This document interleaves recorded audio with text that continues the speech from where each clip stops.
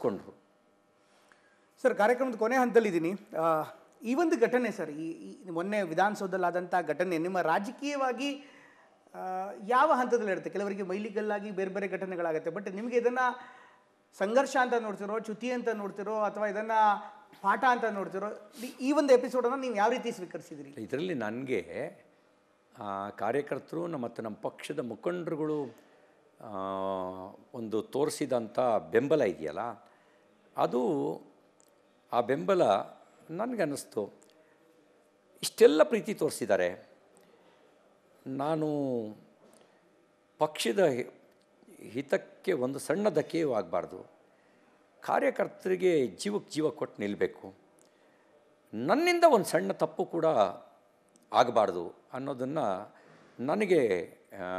ನನಗನ್ನಿಸ್ತು. ನಾನು ಅದನ್ನೇ ಸ್ವೀಕಾರ ಮಾಡ್ತೀನಿ. ಇನ್ನು ಇದರಿಂದ ಮೈಲಿಗಲ್ಲು ಅದೆಲ್ಲ ನಾನು ಬಯಸೋದಿಲ್ಲ, ಇದರಿಂದ ಭಾವಿಸೋದು ಇಲ್ಲ. ನಮ್ಮಮ್ಮನಿಂದ ಪರಿಶ್ರಮನ ಕಲ್ತಿದ್ದೀನಿ. ಸ್ಫೂರ್ತಿ ನನಗೆ ಸಂಘವೇ ಸ್ಫೂರ್ತಿ. ಕೆಟ್ಟದ್ದೇನಾರು ಇದ್ದರೆ ಅದು ನಂದು, ಒಳ್ಳೆಯದೇನಾರು ಇದ್ದರೆ ಅದು ಸಂಘದಿಂದ ಮತ್ತು ನಮ್ಮ ಅಮ್ಮನಿಂದ, ನಮ್ಮ ಮನೆಯಿಂದ ಪಡೆದಿದ್ದು, ಒಳ್ಳೆಯವರಿಂದ ಪಡೆದಿದ್ದು. ಕೆಟ್ಟದ್ದಿದ್ದರೆ ಅದು ನಾನು ದೂರ ಮಾಡ್ಕೋಬೇಕಾಗಿರೋದು, ಅದನ್ನು ದೂರ ಮಾಡ್ಕೊಳ್ಳೋ ಪ್ರಾಮಾಣಿಕ ಪ್ರಯತ್ನ ಮಾಡ್ತೀನಿ. ಭಾವುಕರಾಗಿದ್ದೀರಾ ನೀವು ಎಲ್ಲ ಘಟನೆಗಳಿಂದ? ಒಂದು ಕಡೆಗೆ ಆದಂಥ ವಿಚಾರಗಳು, ಇನ್ನೊಂದು ಕಡೆಗೆ ಹೊಡೆದಾಟ, ಇನ್ನೊಂದು ಕಡೆಗೆ ಕಾರ್ಯಕರ್ತರು. ನಾನು ವ್ಯಾವಹಾರಿಕ ರಾಜಕಾರಣಿ ಅಲ್ಲ. ಲಾಭ ನಷ್ಟದ ಲೆಕ್ಕಾಚಾರ ಹಾಕೋನು ಎಲ್ಲರೂ ಹೊಗಳ್ಕೊಂಡಿರ್ತಾನೆ, ಅಥವಾ ಹಿಂದೆ ಒಂದು ಮುಂದೆ ಒಂದು ಮಾತಾಡ್ತಾನೆ, ಒಳಗೊಂದು ಹೊರಗೊಂದು ಇರ್ತಾನೆ. ನಾನು ಆ ಥರದವನಲ್ಲ. ನನಗೆ ಎಮೋಷನ್ಸ್ ಜಾಸ್ತಿ. ಹಾಗಾಗಿ ಆ ಎಮೋಷನ್ಸ್ನ ಮೀರಿ ಇರೋಕ್ಕೆ ನನಗೆ ಸಾಧ್ಯ ಆಗಲ್ಲ.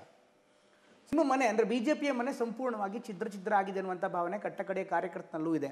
ನಿನ್ನೆ ಒಂದು ದೃಶ್ಯ ತುಂಬ ದೊಡ್ಡ ಮಟ್ಟಿಗೆ ಸೋಷಿಯಲ್ ಮೀಡಿಯಾದಲ್ಲಿ ವೈರಲ್ ಆಗಿತ್ತು.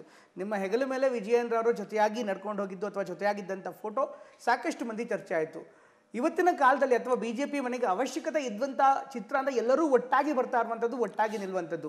ಈ ಒಂದು ಘಟನೆ ಎಷ್ಟು ನಿಮಗೆ ಇಮೇಜ್ ವಿಚಾರನೋ ಅದು ಗೊತ್ತಿಲ್ಲ, ಆದರೆ ಈ ಒಂದು ಘಟನೆ BJP ನಾಯಕರನ್ನ ಗೂಡಿಸಿದೆ ಅನ್ನುವಂಥ ನಂಬಿಕೆ ನಿಮಗಿದೆಯಾ? ಇಲ್ಲಿಂದನಾದರೂ ಒಟ್ಟಾಗಿ ಜೊತೆಯಾಗಿ ಹೆಜ್ಜೆ ಹಾಕಬೇಕು ಅನ್ಸುತ್ತೆ. ಒಂದು ಘಟನೆಗಳೇ ಒಂದು ಗೂಡಿಸಲ್ಲ. ನಾವೆಲ್ಲರೂ ನೋಡಿ, ಮನುಷ್ಯನಿಗೆ ಸ್ವಾಭಾವಿಕವಾಗಿ ಪೊಲಿಟಿಕಲ್ ಅಜೆಂಡಾ, ಪರ್ಸ್ನಲ್ ಅಜೆಂಡಾ ಇರ್ತವೆ. ಅದು ಪಾರ್ಟಿಯ ಚೌಕಟ್ಟನ್ನು ಮೀರಬಾರ್ದು, ರಾಷ್ಟ್ರಹಿತವನ್ನು ಮೀರಬಾರ್ದು, ಜನಹಿತವನ್ನು ಮೀರಬಾರ್ದು. ಈ 3 ಸೂತ್ರನ ಅಳವಡಿಸ್ಕೊಂಡ್ರೆ, ನಾವು 3 ಸೂತ್ರನ ಅಳವಡಿಸ್ಕೊಂಡ್ರೆ ಸಾಕು. ಆವಾಗ ದ್ವೇಷವಾಗಿ ಪರಿವರ್ತನೆ ಆಗಲ್ಲ. ಜಗಳ ಮನೆಯಲ್ಲೂ ಇರುತ್ತೆ, ಮಕ್ಕಳು ನಡುವೆನೂ ಇರುತ್ತೆ, ಮತ್ತು ಒಂದು ಗಳಿಗೆ ಮತ್ತೆ ಒಟ್ಟಾಗ್ತೀವಿ. ದ್ವೇಷವಾಗಿ ಪರಿವರ್ತನೆ ಆಗಲ್ಲ.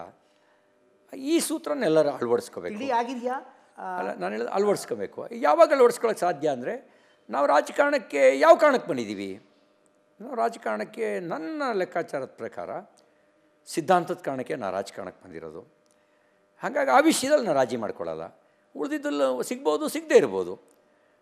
ನಾವೆಲ್ಲರೂ ಹಾಗೆ ಯೋಚನೆ ಮಾಡಿಬಿಟ್ರೆ ನಮ್ಗೆ ಆ ಸಿದ್ಧಾಂತ ಅನ್ನುವಂಥ ಬಾಂಧವ್ಯ ನಮ್ಮನ್ನು ಗಟ್ಟಿ ಮಾಡುತ್ತೆ, ಒಂದಾಗಿ ಮಾಡುತ್ತೆ.